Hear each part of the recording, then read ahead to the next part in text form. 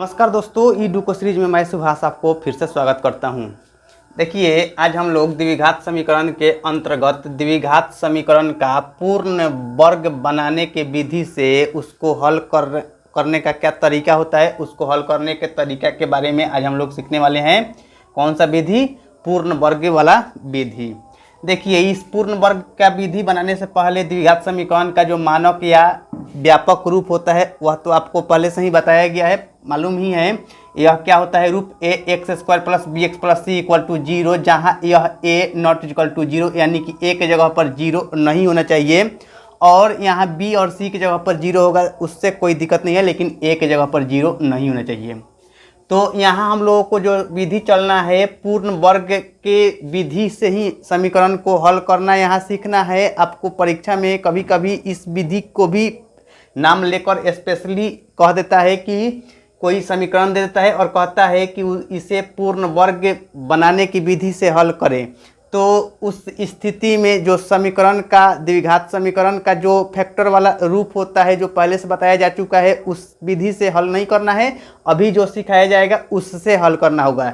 तो देखिए क्या होगा कि यहाँ पूर्ण वर्ग विधि से बनाने के लिए दो पूर्णतः वर्ग से आधारित सूत्र होता है। वह कौन कौन होता है?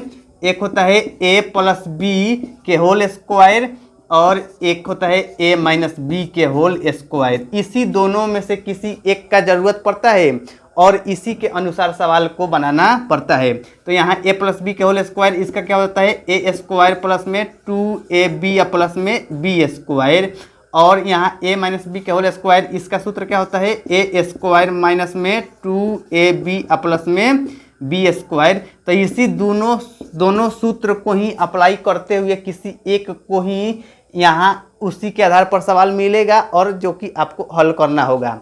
तो देखिए, इसके आधार पर हम लोग उदाहरण नंबर, सबसे पहला 7 नंबर क्वेश्चन दिया हुआ है क्या कि उदाहरण 3 में दिया गया समीकरण पूर्ण वर्ग बनाने की विधि से हल कीजिए। यानी कि उदाहरण नंबर 7 में कहना चाह रहा है कि आप जाइए उदाहरण नंबर 3 पर, जो समीकरण दिया हुआ है तो उसी समीकरण को यहाँ पूर्ण वर्ग बनाने की विधि से ही हल करके और दिखाना है। तो वह क्या समीकरण है? समीकरण दिया हुआ है, समीकरण है 2x स्क्वायर माइनस में 5x प्लस में 3 इक्वल टू 0।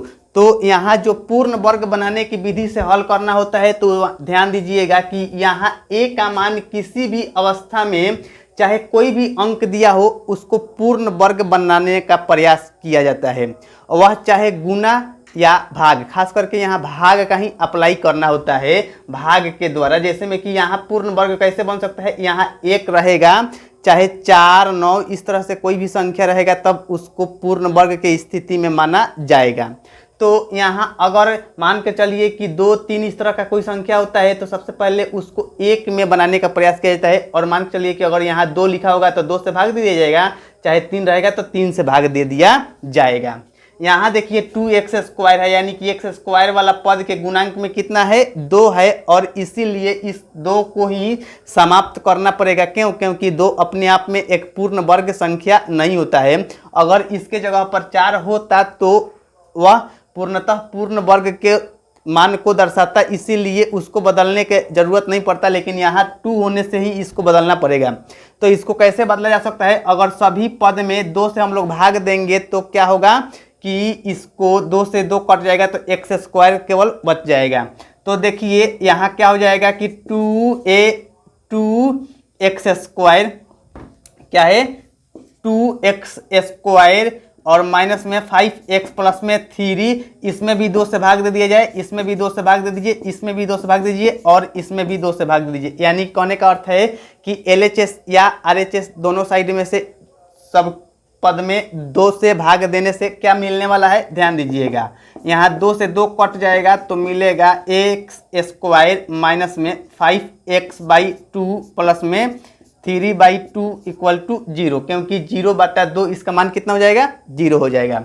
अब देखिए इसको पूर्ण वर्ग, यह ध्यान देना है कि यह किसी न किसी इस रूप में या इस रूप में यह सवाल देखने को मिलने वाला है। तो यहाँ x स्क्वायर माइनस में यहाँ कुछ पद दिया हुआ है, यानी कि यहाँ माइनस में जो माइनस में यहाँ पद दिया हुआ है, यानी कि जरूर यह a माइनस बी के होल स्क्वायर पर आधारित यह सवाल दिया हुआ है। अगर यहाँ प्लस होता तो कहते कि यहाँ 2ab का प्लस में मान दिया है तो a प्लस बी के होल स्क्वायर पर आधारित सवाल उस तरह से माना जाएगा।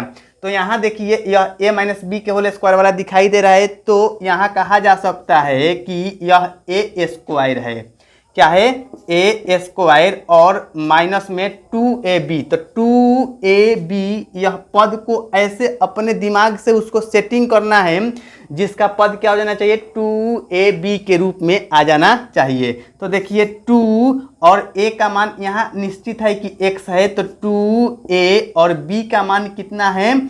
तो b का मान देखिए यहाँ अगर 5/2 पहले से ही लिखा हुआ है तो 5/2 को ही लिखिए। और यहाँ थोड़ा सा ध्यान दीजिएगा कि अगर इस पद में हम लोग यहाँ 5x/2 यह तो ज्यों का त्यों है, हम लोग एक्स्ट्रा क्या कर दिए हैं? 2 से यहाँ एक्स्ट्रा में हम लोग 2 से क्या कर दिए हैं? गुना किए हैं पद में। तो आसानी से अगर 2 से भाग दे दिया जाएगा तो उससे समीकरण पर किसी तरह का प्रभाव नहीं पड़ने देगा।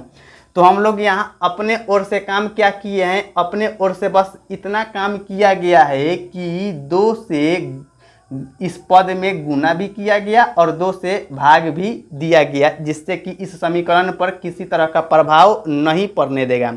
और जब इस समीकरण पर किसी तरह का प्रभाव नहीं पड़ेगा, यानी कि 2 से 2 कट जाएगा, तो हो जाएगा 5x/2, जो कि हमको वही चाहिए। अब अगला पद में देखिए ध्यान देना है, यानी कि कहा जा सकता है कि यह a स्क्वायर प्लस में 2ab, तब 2ab और यहाँ हमको 2 खाली चाहिए, तो यहाँ से 2 उठा के अगर कहा जाएगा कि यहाँ रख दिया जाए तो पूर्णतः यह निश्चित रूप से कहना उचित हो जाएगा कि यहाँ से अगर हम लोग यहाँ से 2 इस पद को हटाकर और इसी के बदला में यहाँ लिखे हैं, तो अब कह सकते हैं कि 2a, क्योंकि a निश्चित हो गया है, यहाँ x को ही a के रूप में दर्शाया गया है, तो 2a और b का मान कितना हो गया? 5 में यहाँ 2 दूनी 4 हो जाएगा, यानी कि b का मान 5/4 हो गया। तो यहाँ भी तो वही पद होना चाहिए, यानी कि 5/4 के क्या हो जाएगा? होल स्क्वायर हो जाएगा। अब ध्यान दीजिएगा कि यह पूर्णतः इस सूत्र पर सज गया कि नहीं। क्या है कि a स्क्वायर माइनस में 2a और b, इसमें क्या हुआ है कि पद सेम टू सेम ज्यों का त्यों रखे हैं। जब यहाँ 2 से गुना किया गया है तो 2 से भाग भी देना पड़ेगा, तब जाकर समीकरण पर किसी तरह का प्रभाव नहीं पड़ने देगा। तो यह हम लोगों के लिए निश्चित हो गया कि 2a और b का मान 5/4, जो कि यह b का मान 5/4 के होल स्क्वायर यहाँ क्या कर दिए हैं? रख दिए हैं प्लस में। तो अब देखिए इस पद को हम लोग क्या किए हैं? प्लस में रखे हुए हैं अपने मन से। तो जितना किसी भी पद में अगर जोड़ किए है, अगर उतना ही घटाव कर दिया जाएगा तो समीकरण पर किसी तरह का प्रभाव नहीं पड़ जाता है। तो यहाँ हम लोग कह सकते हैं कि 5/4 के होल स्क्वायर, एक बार यह प्लस में लिखा गया तो एक बार माइनस में लिखा जाएगा, जिससे कि समीकरण पर प्रभाव नहीं पड़ने देगा। और यह प्लस में 3/2 तो पहले से ही है, बराबर में 0।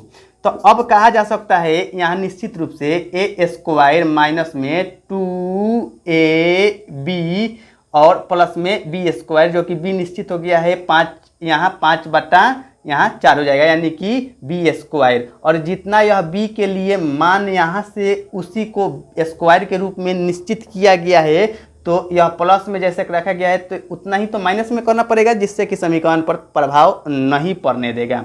और यह ज्यों का त्यों 3/2 लिखा जाएगा। अब देखिए कि इतना के बदला में हम लोग यह जैसे कि इस रूप में लिखा हुआ है, तो हम लोग आसानी से इस रूप में लिख सकते हैं, यानी कि लिखा जा सकता है x माइनस में 5/4 के होल स्क्वायर लिखा जा सकता है। इतना के बदला में आसानी से x माइनस में 5/4 के होल स्क्वायर लिखा जा सकता है। और माइनस में अब इसको हल कीजिएगा तो कितना हो जाएगा?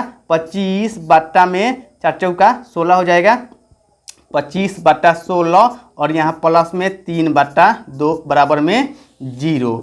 तब क्या होगा कि यहाँ x माइनस में 5/4 के होल स्क्वायर, ठीक है। अब इसको अगर बाटा का जोड़ घटाव कर दिया जाएगा तो देखिए क्या मिलने वाला है। यहाँ एलसीएम तो 16 हो जाएगा, और जब एलसीएम 16 हो जाएगा तो 16 एकम 16, यानी कि माइनस में 25 और प्लस में यहाँ कितना हो जाएगा? 8 और 18 के 24। तब बराबर में 0। अब देखिए यहाँ x माइनस में 5/4 के होल स्क्वायर और यहाँ माइनस में 25 है और प्लस में यहाँ 24 है, यानी कि कहा जा सकता है कि माइनस में 1/16 बराबर में 0।